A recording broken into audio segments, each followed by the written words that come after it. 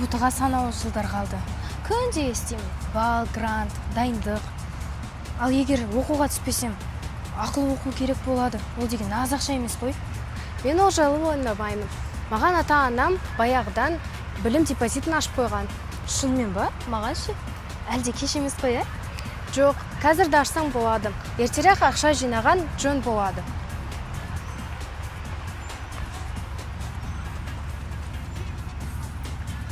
Бұл депозит қалай жұмыс істейді өзі? Түк түсінген жоқпын. Мен де бірден түсінген жоқпын. Кеттік бірге интернеттен көрейік. Міне, Финграмота KZ сайтындағы мақала. Қара, бәрі қадам-қадаммен түсіндірілген.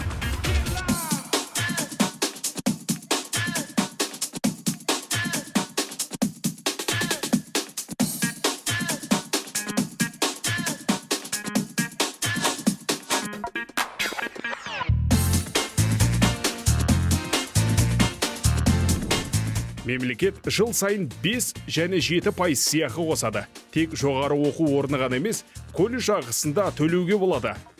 Грантқа өтсең ақшаны басқа оқу шығындарына жұмсай аласың.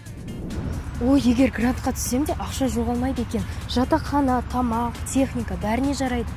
Иә, тіпті магистратураға да жата аласың. Ең бастысы ақша сенікі болып қалады. Ата-анаңмен жинақтау мерзімі мен сомасын келіс. Ақыл бағдарламасына қатысатын банкты таңда. Депозитті онлайн немесе банк бөлімшесінде аш. Ай сайын өзің қалаған соманы салып отыр.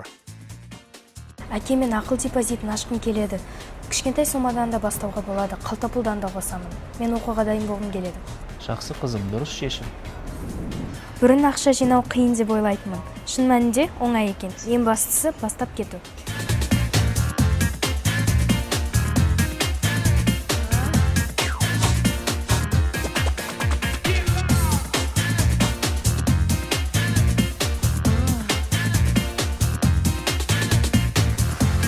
Білім сен болашағың. Жинауды бүгіннен баста. Ақыл бағдарламасы саған бұл жолда көмектесе алады.